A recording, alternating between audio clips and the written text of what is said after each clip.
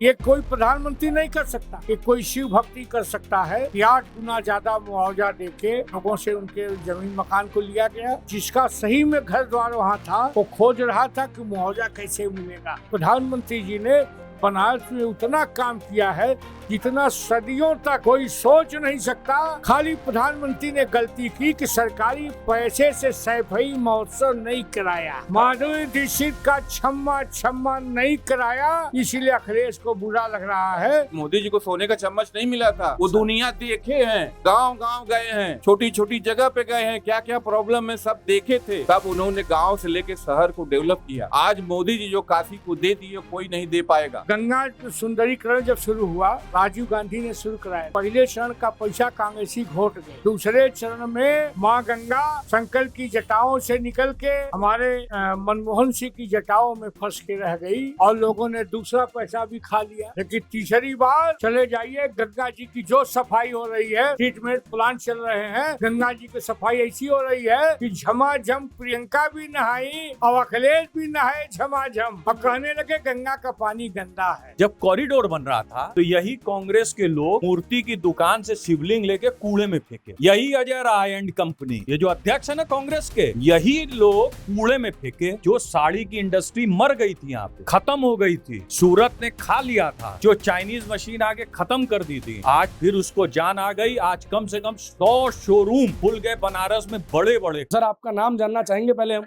अशोक पांडे। तो पांडे जी, क्या लग रहा है, पहला सवाल मेरा यही है कि 2014 के बाद से अब तक, और मुख्यतः अगर बात की जाए 2020 से लेके अब तक, एक बात कही जा रही है कि प्रधानमंत्री बनारस में जो भी काम कर रहे हैं उससे बनारस के अस्तित्व को खतरा है, बनारस की ऐतिहासिकता को खतरा है, पौराणिकता को खतरा है, और बनारस का जो स्पिरिचुअल वे है उसको खतरा है। बनारस का व्यापारीकरण करके बनारस का विनाश किया जा रहा है, ये विकास नहीं है। देखिए, अगर बाबा भोलेनाथ के नाम से काशी को जाना जाता है, भोलेनाथ के त्रिशूल पर काशी टिकी है, भोलेनाथ का अगर बड़ा कॉरिडोर बना दिया गया और करोड़ों लोग आके यहाँ दर्शन कर रहे हैं, दर्शन लाभ ले रहे हैं, यह व्यापारीकरण है। भोलेनाथ का सौंदर्यीकरण नहीं होना चाहिए। जिस भोलेनाथ को एक लोटा जल चढ़ा के 5 तल्ला बिल्डिंग बनती थी, ये कोई प्रधानमंत्री नहीं कर सकता।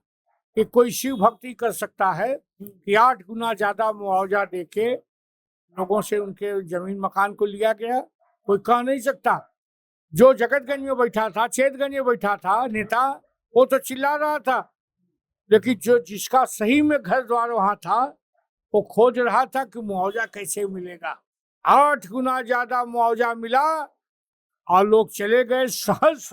आज भोलेनाथ का कॉरिडोर दिव्य बना हुआ है और करोड़ों लोग आते हैं। शिवरात्रि को जितनी भीड़ होती है उसका 4 गुना बनारस होती है। उसके चलते नाव वाले, रिक्शा वाले, टोटो वाले, ऑटो वाले, होटल वाले, जहाज वाले, सबकी भोजन, सबका इडली वाले, डोसा वाले, आज हालात है कि आर्थिक स्थिति सुधर गई है। बनारस गली गली में अच्छे अच्छे होटल खुल गए हैं, व्यवस्था सही चल रही है। दूसरी बात, ये तो बाबा का श्रृंगार उन्होंने किया। बनारस में जाम जबरदस्त लगा रहता था। बाईपास और हाईवे इतना बढ़िया हो गया है कि अब बनारस से जाम लगता ही नहीं। महमूदगंज से सीधे चले जाइए, आप कचहरी, एयरपोर्ट चले जाइए, कहीं कोई जाम का सवाल नहीं है। गली मोहल्ले में 3-3 बार झाड़ू लग रहा है। सड़कों की व्यवस्था सही है। अमूल मक्खन की फैक्ट्री यहाँ लगी हुई है। कोई यहाँ बनारस नाम जरूर था लेकिन कोई खेलने का मैदान नहीं था। अब क्रिकेट कम होने जा रहा है, IPL लोग देखेंगे गांधारी में। उसके बाद प्रधानमंत्री जी जब भी आते हैं करोड़ों की सौगात लेके आते हैं बनारस के लिए। रोपवे की सोच है कि स्टेशन पर यात्री उतरेगा, सीधा बाबा विश्वनाथ के मंदिर के पास उतरेगा, दर्शन करके चला जाएगा। दर्शन करके निश्चित तौर पे प्रधानमंत्री जी ने बनारस में उतना काम किया है जितना सदियों तक कोई सोच नहीं सकता। खाली प्रधानमंत्री ने गलती की कि सरकारी पैसे से सैफई महोत्सव नहीं कराया, माधुरी दीक्षित का छम्मा छम्मा नहीं कराया, इसलिए अखिलेश को बुरा लग रहा है। लेकिन आज गली गली में नरेंद्र भाई दामोदर दास मोदी का डंका बज रहा है। ऐसा प्रधानमंत्री न हुआ है न प्रधानमंत्री होगा। जिस तरह से अभी चले जाइए, विंध्याचल चले जाइए, कॉरिडोर बन गया, लोग दिव्य में दर्शन कर रहे हैं। सदियों से लड़ाई चल रही थी कि राम मंदिर का, भव्य राम मंदिर का निर्माण नरेंद्र भाई दामोदर दास मोदी के नेतृत्व में हो गया। जैसे अहिल्याबाई होलकर ने यहाँ कराया था बाबा विश्वनाथ का, यह से नरेंद्र भाई दामोदर दास मोदी को चला गया कि राम मंदिर का निर्माण नरेंद्र भाई के नेतृत्व में हुआ है, योगी आदित्यनाथ जी के नेतृत्व में हुआ है। कहाँ गड़बड़ है? गड़बड़ है विरोधियों के दिलों में, क्योंकि जनता ने उन्हें खारिज कर दिया है। आज वो लोकतंत्र में हाशिए पे खड़े हैं और खाली चोर मचाए शोर कर रहे हैं। चोर चोर चोर चोर चोर मचाए शोर। जो नेशनल हेराल्ड का पैसा खा गया हो, दामाद डेवलपमेंट फंड का पैसा खा गया हो, दामाद डेवलपमेंट फंड DLF अच्छा घोटाला कौन करता है? DDF हो गया। DLF अच्छा DLF घोटाला हाँ। हुआ, उसी के रिजिम में करोड़ों खा गए। अब जो लोग पैसा डकार गए वही आज चोर मचाए शोर कर रहे हैं। प्रधानमंत्री जी आंख बंद करके अपना काम कर रहे हैं। आने वाले दिनों में फिर परचम लहराएगा। अब जोड़ा जा रहा है कि नेहरू ज्यादा दिन रहे, मेरा कहना है उतना ज्यादा दिन कोई भारत में प्रधानमंत्री नहीं रहेगा। अच्छा, आपसे बात करेंगे। फिलहाल सभापति महोदय जी को दिखा दीजिए, इनकी दुकान है। भाई साहब, भैया भैया भैया भैया, हम कह रहे हैं कि जिनको जो चाय पीनी है वो पिला दीजिए, क्योंकि अब आप ही की जगह का इस्तेमाल कर रहे हैं, तो आपके रोजगार के ऊपर जो है हम कोई संशय नहीं आने देंगे। हमको एक चीज आपने चूंकि पॉलिटिकल बात जोड़ दी, हम तो बनारस यात्रा में हैं, अभी चुनाव में भी है 6, 7, 8 महीने, तो अभी इसके बारे में चर्चा नहीं कर रहे हैं। लेकिन पिछले दिनों हमने देखा है क्या कि बनारस में घाट के पूर्व राहुल गांधी जी का जन्मदिन था, तो बाकायदा राहुल गांधी जी को परशुराम अवतार दिखला के उनके तस्वीर पे जो है वो दूध चढ़ाया गया। अभी अखिलेश जी का जन्मदिन गया तो उनको यहीं पे बनारस में ही कृष्ण बन के जो है उन, सुनिए पूरा सवाल तो कर लेने दीजिए। और फिर हम देख रहे हैं कि बाकायदा पूरा अखिलेश यादव जी का जो परिवार है वो भी यहाँ गंगा आरती देखने आया, बोला बड़ा बहुत ज्यादा बढ़िया लगा। किसकी नैतिक जीत है? भारतीय जनता पार्टी जी। नीति जो अखिलेश यादव मंदिर आज तक दर्शन करने नहीं गए, जो राहुल गांधी की पार्टी सुप्रीम कोर्ट में हलफनामा दी थी कि राम सीता जिंदा पात्र ही नहीं है, वो 4 आना का बतासा लेके हनुमान जी के दर्शन कर रहे हैं। अब 4 आना का काम, हाँ माली 8 आना का। उसके बाद जो अखिलेश यादव जिसके पिता ने सरयू की धरती के राम भक्तों के लहू से लाल कर दिया था, उसका लाल अब भंडारा कर रहा है, कलछुल से खिचड़ी बांट रहा है, और उसकी बहू और बेटी दर्शन कर रही है। ये किसकी जीत हुई जरा बताइए तो। मेरा कहना है उनसे पूछो कि परशुराम है, राम को तुमने राम को क्यों नहीं माना? सुप्रीम कोर्ट में 100 वकील खड़ा कर दिया था कांग्रेस ने कि राम मंदिर का निर्माण न होने दिया। आपको याद है कि नहीं? राम सीता वास्तविक पात्र नहीं है, एक कांग्रेस ने लिख के दिया था सुप्रीम कोर्ट में।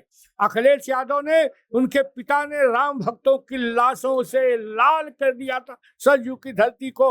और आज वो चुनाव आ गया तो भंडारा कर रहे हैं, वो गुजारा कर रहे हैं। खत्म है, चुनाव आएगा तो हाशिए पे खड़े कर दिए जाएंगे। आप देखते रहिए। अभी देखा होगा आपने, अयोध्या से एक प्रकरण बहुत ज्यादा फैला, हालांकि SIT इसकी जांच कर रही है। कुछ लोगों को, हाँ, जब किसी को चोर कहिए तो प्रमाण भी दीजिए, सही है? चोरवा चिल्लाने लगी, एक कहीं चोरी हो, सारे चोर एक साथ चिल्लाए चोर चोर चोर। उनको पकड़िए, पूछिए आप ठीक है चोर कर रहे हो, तो आप तत्काल जो है वहाँ चोर का हल्ला मचाए, SIT गठित हुई, SIT की रिपोर्ट आएगी, दूध का दूध पानी का पानी हो जाएगा। क्या लग रहा है, सरकार बचाएगी उन लोगों को या सरकार वैसा ही दंड देगी? सरकार बचाएगी नहीं, जांच पे जो आएगा, जो दोषी होगा जाएगा, लेकिन 0 टॉलरेंस की सरकार है। लेकिन मेरा कहना है कि जो लोग चोर की बात कर रहे हैं उनसे पकड़ के उनसे कहना चाहिए प्रमाण लेके आओ। वरना तुम्हारे खिलाफ मानहानि का दावा होगा। यहाँ तो हमने चोर पकड़ा है ना, हमने सफाई पैसा में माधुरी दीक्षित को नचाते हुए पकड़ा है ना, हमने तुमको नेशनल हेराल्ड वाले मुकदमा हो रहा है और गवाह गवाह खड़े हो रहे हैं ना। यहाँ तुम वही सारे चोर एक जगह खड़े होके चोर मचाए शोर पिक्चर चल रही है। अब मेरा कहना है जिस माई के लाल में हैसियत हो प्रमाण लेके आवे तब मैं मानूंगा कि फलाने चोर है, वरना चोर चोर कहने से कुछ नहीं होने वाला। अच्छा अशोक जी, क्या आपको ऐसा लगता है कि जैसा विपक्षी आरोप लगा रहे हैं कि नरेंद्र मोदी और योगी आदित्यनाथ राम मंदिर में जो चोरी हुई है उसकी बड़ी मछलियों को बचा रहे हैं, बनारस के लोग क्या, एक मिनट रुकिए ना, नहीं आप बता दीजिए मिसारी बड़ी मछली कौन है, आप बता दीजिए। चंपत राय जी, ईमानदारी की बात है, इतने ईमानदार कोई नहीं। और एसआईटी की जांच जब बताएगी कौन चोर है तब न। आप कैसे मान लिया चंपत राय चोर है? कोई प्रमाण है? करिए इंतजार, तो विपक्ष को भी कहिए क्यों चोर कह रहे हो मालिक। और चोर मचाए सो रही है। मेरा कहना है चंपत राय से ईमानदार आदमी आपको कोई नहीं मिलेगा। ये हमारे जो सदस्य हैं वो शायद घर जाने को थोड़ी जल्दबाजी में है, तो ऐसा ना हो कि लोग कहे अरे रुकिए आपसे बात करके जाएंगे, ऐसे थोड़ा जान देंगे आपको। अरे नहीं, आपसे बकायदा बात करेंगे, फिर आपको कहेंगे कि भले ही आप जैसे राहुल गांधी जी अपनी बात कह के चले जाते हैं संसद से, आप कह के चले जाइएगा। क्या लग रहा है, जो सवाल हमारा सर से था कि आप लोगों को काशी का विकास लग रहा है या विनाश लग रहा है?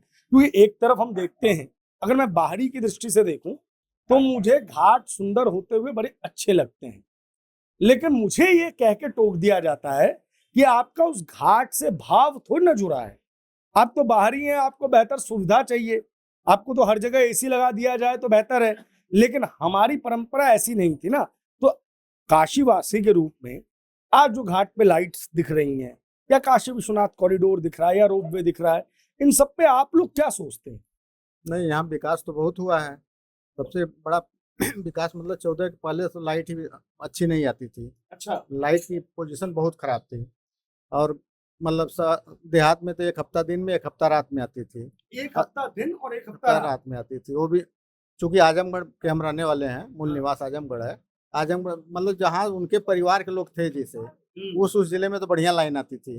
जैसे आजमगढ़ से उनके परिवार के, चाहे मुलायम से, चाहे अखिलेश थे या धर्मेंद्र हैं जैसे, तो वहाँ तो मतलब आती थी, बड़े बड़े जो उनके में नेता थे, और जगह लोग तरस थे।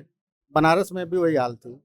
तो लाइट से ही हर काम होता है, उद्योग धंधा हो, व्यापार हो, कल कारखाना हो, सबसे बड़ा बदलाव तो वहीं से हुआ। सड़क भी हर तरफ खराब थी, चाहे बनारस जिधर भी जाइए।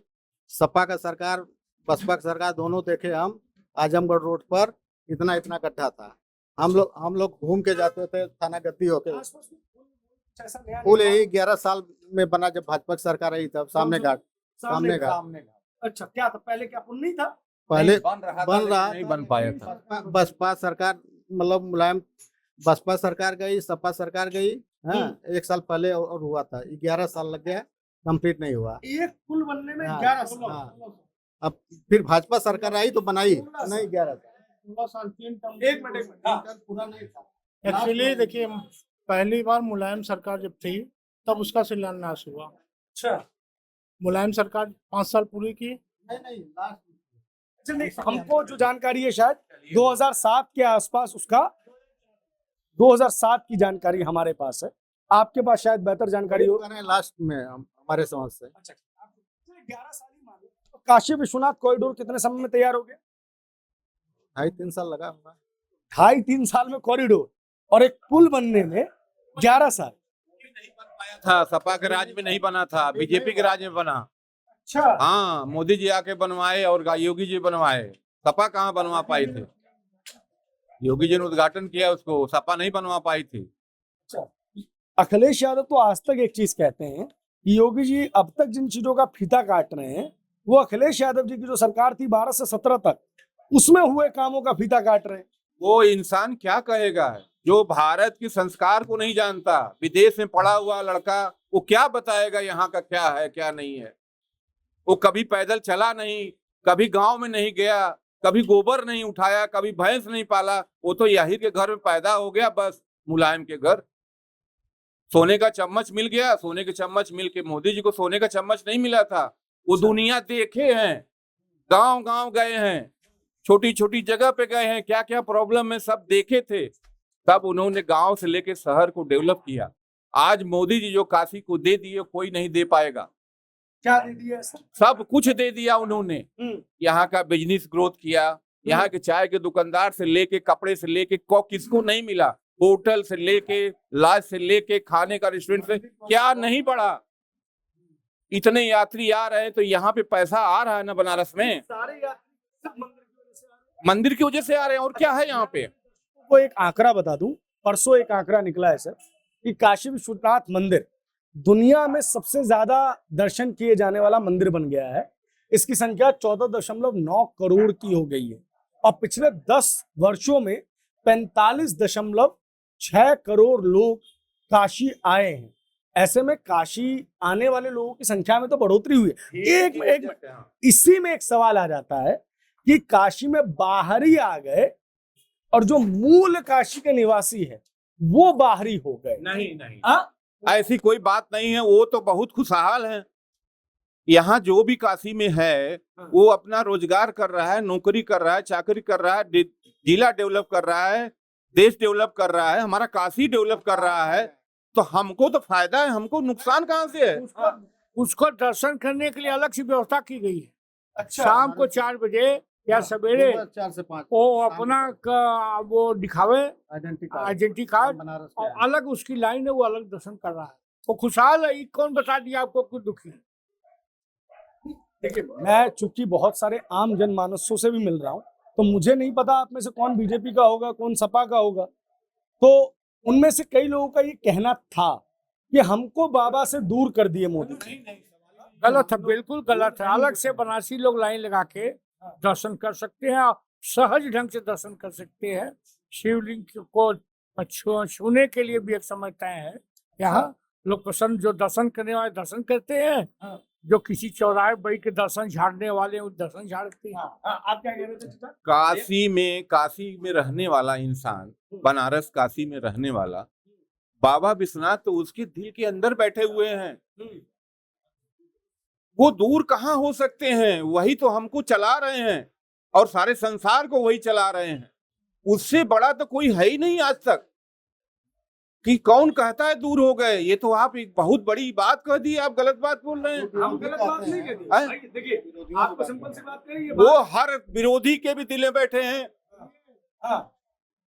गंगा सुंदरीकरण जब शुरू हुआ, राजीव गांधी ने शुरू कराया था। पहले चरण का पैसा कांग्रेसी घोट गए। दूसरे चरण में माँ गंगा शंकर की जटाओं से निकल के हमारे मनमोहन सिंह की जटाओं में फंस के रह गई और लोगों ने दूसरा पैसा भी खा लिया।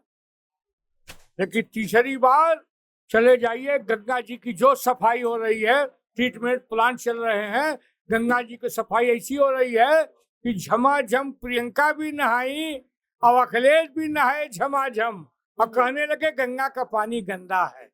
वो कहेंगे ही तो कैसे आप जाके लगे छमाछम नहाने? मेरे भाई, मेरा कहना है गंगा जी की इतनी अच्छी सफाई है, जिस ढंग से माँ गंगा को प्रदूषित हो रही थी, वो लोग नदी मान के काम करते थे, हम माँ गंगा मान के काम कर रहे हैं। मोदी ने कहा मैं अपने से नहीं आया हूँ, मुझे माँ गंगा ने बुलाया है। तो माँ गंगा ने बुलाया तो यहाँ तो माँ गंगा ने उनको कहाँ पहुँचा दिया और विपक्ष नंगा होके खड़ा है और गाली देने का काम कर रहा है। उनको माँ की गाली दी जाती है। यही कांग्रेसियों का कल्चर है और कि वो उनको प्रधानमंत्री को माँ की गाली दी जा रही है। यही प्रदेश अध्यक्ष यही बनारस शहर का रहने वाला है और मोदी जी को माँ की गाली दे रहा है। इस गाली पर विरोध होता है कि तो कहते हैं बनारस के लोगों की ये भाषा ये है, हम नहीं सुन रहे हैं। बनारस के लोग अपनी माँ को गाली देते हैं? कोई गाली देता है? भूला जाता है। हाँ भैया, के आई से हम हो गया है। जब चढ़ाई हुई, जब हुई चढ़ाई तो बोलने लगे आई। अच्छा चलिए, और लोग हैं। देखिए, इस बात में कोई दो राय नहीं है कि काशी विश्वनाथ कॉरिडोर बहुत सुंदर लगता है देखने में और लोग भी आने लगे हैं। स्थानीय पत्रकार हमें बताते हैं कि पहले शायद 50 लोग 1 घंटे में दर्शन कर पाते थे और आज ये जो संख्या है वो हजारों में पहुंच चुकी है। तभी इतने लोग दर्शन कर पाए हैं। लेकिन लोग ये कहते हैं कि ये तो बनारस में पहले से था, विश्वनाथ बाबा पहले से थे, मंडियां पहले से थी, बीएचयू पहले से था, ये चीजें तो बनारस में पहले से थी। मोदी क्या नया दिए? भैया 12 साल से यहाँ के एमपी हैं, देश के प्रधानमंत्री हैं। अगर काशी विश्वनाथ कॉरिडोर या उसके आसपास के हिस्सों को हटा दिया जाए तो मोदी बनारस को क्या दिए? एक मिनट, 62,000 करोड़ दिए हैं बनारस को। 62,000 करोड़। 62,000 करोड़ शायद 100 सालों में भी सरकारें इतना ना दे पाती जितना मोदी ने अपने कार्यकाल में दे दिया। 62,000 करोड़। जी, आप बताइए मोदी ने क्या नहीं दिया, ये बताइए हमको। मोदी ने क्या नहीं दिया? जो दुकानदार नहीं, आप पत्रकार हैं तो आप भी जवाब देंगे ना। चलिए हम जवाब दे देंगे। हाँ, आप बोल रहे हैं, लोग बोल रहे हैं, तो बनारस को लोग क्या दिए? जो बोलने वाले हैं, अखिलेश क्या दिए? और यहाँ आए थे एक अपना दल से लड़ने के लिए, केजरीवाल हैं, आम आदमी पार्टी, चाहे जो भी हो, हम तो केजरीवाल जानते हैं। हाँ, नाम सुना है। 14 में लड़े। जो दुकानदार आज एक चाय की छोटी सी दुकान वाला जो 500 से 1000 रुपए की दुकानदारी करता था, आज 10,000 15,000 की दुकानदारी कर रहा है, तो उसके बाल बच्चे अच्छे स्कूल पढ़ेंगे, अच्छा कपड़े पहनेंगे, अच्छा खाना खाएंगे। तो मोदी ने ये दिया। जो पान का दुकानदार 1000 रुपए की दुकानदारी नहीं कर पाता था, 10,000 की दुकानदारी कर रहा है, 20,000 की दुकानदारी कर रहा है, 50,000 तक की दुकानदारी पान वाला कर रहा है। जो साड़ी का जो भी बनारस आता है, साड़ी पहले खरीदता है। हर जगह माँ बहन बेटी हैं, पूरे हम भारत में साड़ी पहले पहनती हैं। साड़ी की इज्जत जो हम लोग देते हैं वो कोई नहीं दे पाएगा। तो यहाँ पे रोजगार के लिए जो मोदी जी ने दिया वो कोई दे पाएगा? नहीं दे पाएगा। न दिया है न दे पाएगा। सच्चाई यही है। मोदी नहीं रहेंगे, पता नहीं देगा कि नहीं देगा, वो तो भविष्य बताएगा। लेकिन जीवन में हम 56 साल के हो गए, जो बनारस को मोदी जी ने दिया वो कोई नहीं दे पाएगा। और आपका क्या मानना है सर इसमें? बिल्कुल सही कर रहे हैं, सही कह रहे हैं। बिल्कुल सही कर रहे हैं कि मोदी जी जितना दिए उतना कभी कोई नहीं देगा। और आने वाले दिनों में भी अगर मोदी जी के बाद कोई देना चाहे तो नहीं दे सकता, कि मोदी जी आस्थावान व्यक्ति है। विश्वनाथ मंडी कॉरिडोर प्रधानमंत्री नहीं कोई बना सकता, अच्छा, क्योंकि वोट की खोट उसके अंदर रहेगी। मोदी ने वोट की खोट नहीं देखा, मोदी ने बाबा विश्वनाथ की चौखट को देखा। और उन्होंने जो एक कोई शिव भक्त ही इतना बड़ा काम कर सकता है, वरना कोई नहीं कर सकता। जब हम देखते हैं कि प्रधानमंत्री, चाहे वो राम मंदिर हो या सोमनाथ मंदिर हो या काशी विश्वनाथ हो, इनकी बात करते हैं, इनकी डेवलपमेंट की बात करते हैं, तो लोग कहते हैं कि प्रधानमंत्री धर्म को जो है ना राजनीति से जोड़ रहे हैं। हमारी संस्कृति है प्रभु जी, हम उसी संस्कार में पैदा हुए हैं। हमारे यहाँ बच्चा पैदा होता है तो पहले हम पंडित जी के यहाँ जाते हैं कि पहले नामकरण करने के लिए। हम अपने संस्कार को छोड़ दें? लोग कहते हैं कि देखिए ये धर्म की राजनीति करते हैं, हिंदू मुस्लिम की राजनीति करते हैं, खाई बढ़ाना चाहते हैं। अभी आपने देखा होगा धनमंडी का जो चौरी, हाँ, जब रामनगर टूट रहा था तो आप कहाँ थे? दाल मंडी टूटने पर दुख हो रहा है, रामनगर भी टूटा। जब कोई अच्छी चीज बनती है तो थोड़ा दिक्कत आती ही है। दूसरी बात, हमारी सरकार की जो भी योजनाएं थी, चाहे हिंदू मुसलमान सिख पठान नहीं देखा हमने सबका साथ सबका विकास देखा। जनधन योजना क्या है? बैंक की सीढ़ी पर हिंदू भी चढ़ा, मुसलमान भी। आयुष्मान योजना क्या है? गरीब को मकान की योजना क्या है? उज्ज्वला योजना क्या है? और सबसे ज्यादा आयुष्मान का फायदा ही मुसलमान बंधु ले रहे हैं। और 80 करोड़ लोग जो ले रहे हैं, कबीर को भी मिला, तुलसी को भी मिला। खाली उनको भड़काने वाले अखिलेश तो कह रहे थे, कह रहे बाप रे बाप, हम मोदी की बनाई वैक्सीन लगवाएंगे। लेकिन जब उनके पिताजी ने लगा लिया तो बेटा जी ने भी लगा लिया। मेरा ही कहना है कि खाली दिग्भ्रमित करके देश की जनता को राजनीति नहीं हो सकती। अखिलेश भाई, अब आप आके से सड़क पे लड़ाई लड़िए। विपक्ष की भूमिका सशक्त होनी चाहिए। विपक्ष और सत्ता दोनों पहिया जब सही रहेगा तो साइकिल चलेगी। और आपकी साइकिल अकेले एक साइकिल का पहिया लेके भागे जा रहे हो। मेरा कहना है कि आप सफाई के ग्राम प्रधान बन के रह जाओगे, इसमें कोई दो राय नहीं है। अच्छा, वो उन्होंने जो है वो स्वरोजगार पे अपना ध्यान केंद्रित किया और उन्होंने कहा ये रोजगार है। जिसको ये रोजगार कह रहे हैं उसी को विपक्ष ये कहता है कि पूरे देश को पकौड़ा तलने पे, चाय तलने पे मोदी ने मजबूर कर दिया। देखिए, अभी मैं आपको 3-4 पॉइंट्स बताऊंगा। आप पूछ रहे थे कि क्या किया। हाँ वही चल। देखिए, बनारस में गंगा पे पुल थे।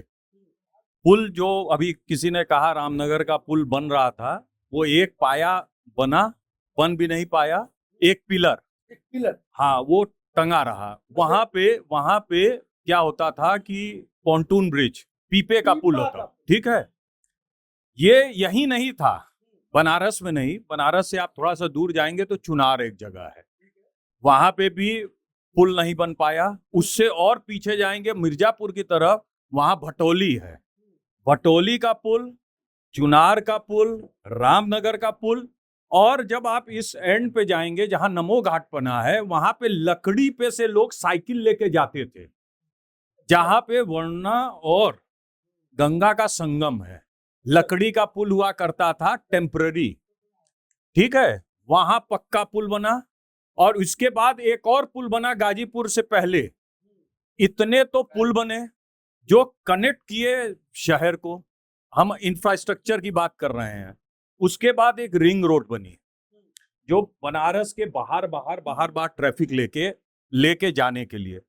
अभी मोदी जी ने सिग्नेचर ब्रिज, जो 108 साल हो गए राजघाट के पुल पे जिससे ट्रेन आती है, अगर मुगल सराय से वो पुल टूट जाए तो कोई ट्रेन का पुल नहीं है, खत्म हो जाएगी। फिर उस पे सिग्नेचर ब्रिज बन रहा है नया, जिसमें रोड और रेल दोनों हो रहा है, ठीक है। गंजारी का स्टेडियम इंटरनेशनल स्टैंडर्ड का बन रहा है। अब आइए हॉस्पिटल पे, जिसकी आपने चिकित्सा की सुविधा, ये बहुत बड़ी जगह है, पूरे बिहार के लोग यहाँ पे आते थे। आप जब भी आएंगे 200 किलोमीटर 100 किलोमीटर से, आपको जब भी आप बीएचयू के पास जाएंगे, एक विश्वविद्यालय में हॉस्पिटल हुआ जो पूरे पूर्वांचल और बिहार को देखता था। यहाँ 3 सुपर स्पेशलिटी हॉस्पिटल बनवाए। आज भी ट्रॉमा सेंटर बना था, ट्रॉमा सेंटर में 3 विंग अभी भी बन रही है अलग से, सुपर स्पेशलिटी। इसके बाद कैंसर का हॉस्पिटल बना। आप एक हमारे भाई साहब ने कहा, जब तक लाइट नहीं रहेगी तो आपके यहाँ कोई काम नहीं हो सकता, चाहे दुकानदारी हो, चाहे कल कारखाने या मकान हो। मोदी जी के आने के बाद यूपी में, बनारस से तो शुरू हुआ, ये यूपी में, पूरे यूपी में जहां 8 घंटे लाइट नहीं आती थी, वहां 18 घंटे लाइट आ रही है। हमारे यहाँ तो हम लोग भूल गए कि लाइट कट रही है, वरना हम लोग को मालूम था 10 बजे लाइट कटेगी, शाम को 3 बजे आएगी। ये तो घोषित कटौती होती थी, उसके बाद अघोषित 6 घंटे की और होती थी। आज लाइट नहीं जाती है, आज लाइट नहीं जाती है, ठीक है।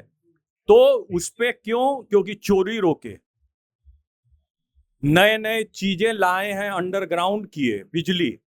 उसके अलावा आप आइए रेलवे स्टेशन पे सुविधाएं। आप चाहे, एक ही रेलवे स्टेशन कैंट हुआ करता था जो सन 80 में बना था, जिसमें सुविधाओं का अभाव होता चला जा रहा था।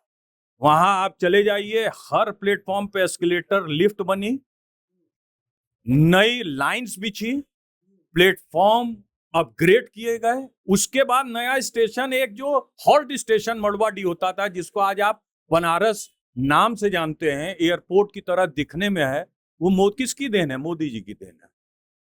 इसके अलावा एक और बनारस सिटी करके है, उसको भी डेवलप किया जा रहा है। और सुनिए, नहीं काशी नहीं, वाराणसी सिटी। इसके अलावा इलेक्ट्रिफिकेशन, यहां से बनारस के बाद गाजीपुर और बिहार के लिए जो ट्रेनें जाती थी वो डीजल इंजन पे जाती थी।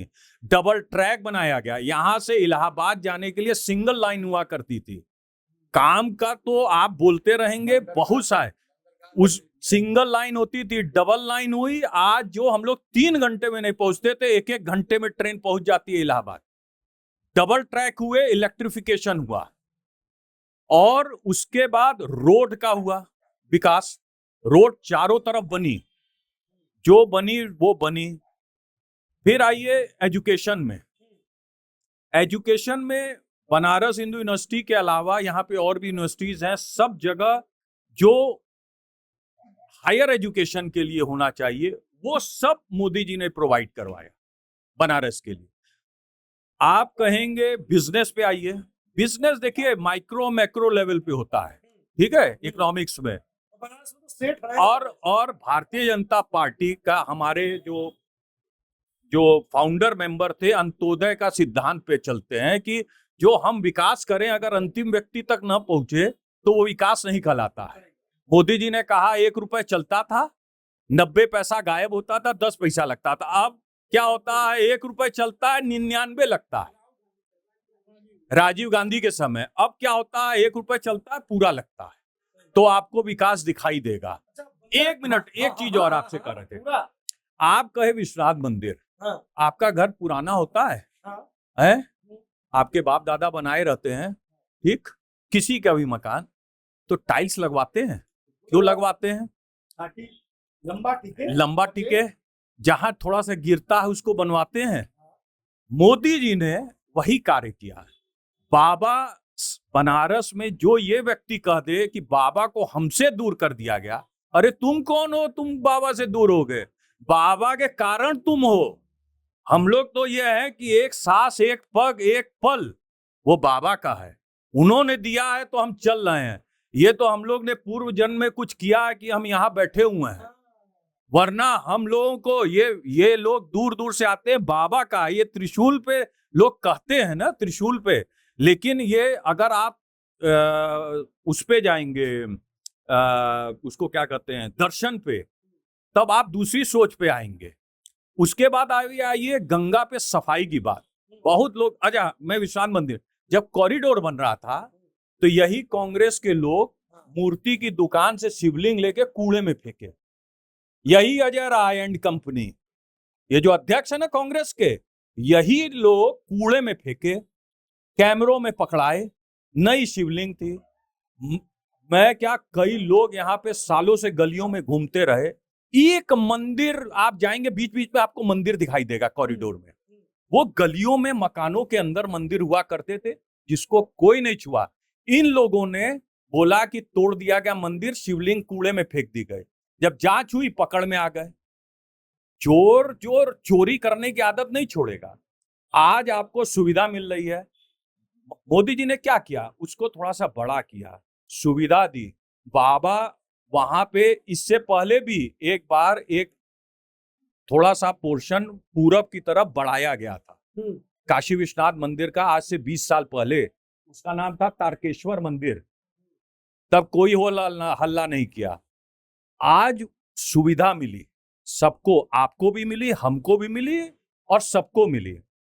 उसके कारण से क्या हुआ, जो उन्होंने कहा छोटा से छोटा व्यापारी और बड़ा से बड़ा व्यापारी, जो साड़ी की इंडस्ट्री मर गई थी, यहाँ पे खत्म हो गई थी, सूरत ने खा लिया था, जो चाइनीज मशीन आके खत्म कर दी थी, आज फिर उसको जान आ गई। आज कम से कम 100 शोरूम खुल गए बनारस में, बड़े बड़े करोड़ों के शोरूम खुले। चाहे छोटा दुकानदार हो, चाहे चाय बेचने वाला हो, चाहे होटल का बड़ा व्यापारी हो, चाहे साड़ी का बड़ा व्यापारी हो, चाहे रेस्टोरेंट का एक मालिक हो। एक व्यक्ति आता है तो यहाँ पैसा डिफरेंट लेवल पे खर्चा करता है। चाय पीता तो 10 रुपए उसको दिया, 5 रुपए पान का दिया, लेकिन रेस्टोरेंट में जाता है तो 100 रुपए का। तो 100 रुपए का जब खाएगा तो वो भी सामान किराने वाले के यहाँ से मंगाएगा ना, ग्रोसरी शॉप से। सब्जी वाले की सब्जी बिक रही है। तो ये फायदा डायरेक्ट नहीं, इनडायरेक्टली सबके पास पहुंचा। उसके बाद गंगा जी पे आइए।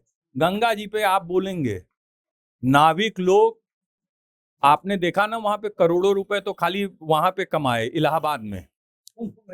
यहाँ पे 80 घाट पे आज से 6 साल पहले आप जाते तो 20-30 नैया होती थी, और आज आप जाएंगे तो वहां पे पैर रखने की जगह नहीं है। अब बड़ी बड़ी नाव, एक एक आदमी 70-70, 80-80 लाख और 1-1 करोड़ की नाव बना रहा है। गंगा सफाई के नाम पर पैसा आता था। यहाँ पे 6-7 नाले आते थे, मिलते थे और गंगा जी में चले जाते थे। लोग पैसा खाते थे, सफाई कभी नहीं हुई। मोदी जी के, आप यहाँ से 100 मीटर जाएंगे, आपको नया ट्रीटमेंट, एक पंपिंग स्टेशन बन रहा है। पंपिंग स्टेशन, ट्रीटमेंट प्लांट बना, कचड़े को रिसाइकिल करने के लिए प्लांट बना। यहाँ पे कूड़े बजाते थे, आप सुबह गलियों में से निकलते थे, यहाँ पे सुबह और शाम कभी सफाई नहीं हुई, खाली सुबह एक बार झाड़ू लगती थी। आज यहाँ पे 2-2 बार सफाई होती है। ट्रकें आई जिससे कूड़ा का निस्तारण होता है, कूड़े के वो घर बने और ये ट्रीटमेंट प्लांट पे जाता है। अच्छा हमको बताइए, गुदलिया वाला जो पार्किंग दिखता है वहां पे कूड़ा फेंकाता था। अच्छा। और जब भी वो गदोलिया चौराहे से आप 50 मीटर तक 100 मीटर तक जाते तो नाट पे रुमाल रख के जाते, वहां मल्टी लेवल पार्किंग बनी। वहीं गुदलिया के तो पास में ही वो माता शायद अहिल्याबाई द्वार तो वहीं से है अंदर जाने का, नहीं, काशी विश्वनाथ से आगे से है। अरे कितना आगे है, मतलब हाँ, मुश्किल तो 100-125 मीटर। था वो गदोलिया ही से आता था, वहां टांगा स्टैंड और कूड़ा स्टैंड होता था, कूड़ा ही फेंकाता था और कूड़ा बजबजाता रहता था, वहां से हटा दिया गया। और आप दाल मंडी की बात किए, ये एक और नई चीज आई जो इस बनारस के जो हार्ट ऑफ द सिटी पे जो दबाव पड़ रहा था उसको हटाने के लिए ये नई रोड बनाई गई जो बाबा के सीधे द्वार के पास जाएगी। हम गंगा जी पे आते हैं, यहाँ पे नाले गिरते थे और लोग पैसा खाए, जैसे भैया ने बताया करोड़ों रुपए का है, कोई नहीं काम किया। और आज वहां पे मशीन लगी हुई है, सुबह जो है वो सफाई करती हैं, नाले बंद हो गए। आपको शायद आप पढ़े होंगे कानपुर में विश्व का एशिया का सबसे बड़ा नाला था, उसको मोदी जी और योगी जी की सरकार ने बंद किया जो गंगा जी में जाता था। तो हर लेवल पे चौतरफा, चाहे इंफ्रास्ट्रक्चर हो, चाहे एजुकेशन हो, चाहे हॉस्पिटल हो, किसी भी लेवल पे जाएंगे आपको हर जगह, एयरपोर्ट तो छोड़ ही दीजिए, जहां 4 फ्लाइट आती थी आज 50 फ्लाइट आती है, 4 फ्लाइट की जगह 50 फ्लाइट आती है। तो चारों तरफ है, बोलने के लिए तो और भी चीजें हैं, तो हम जो है बस इतना ही बता रहे हैं, क्योंकि हर चीज का एक समय बहुत फिक्स होता है। तो आज हम आपसे माफी चाहेंगे दोस्त, आपसे अगली दफा जरूर बात करेंगे। हाँ हाँ। हर और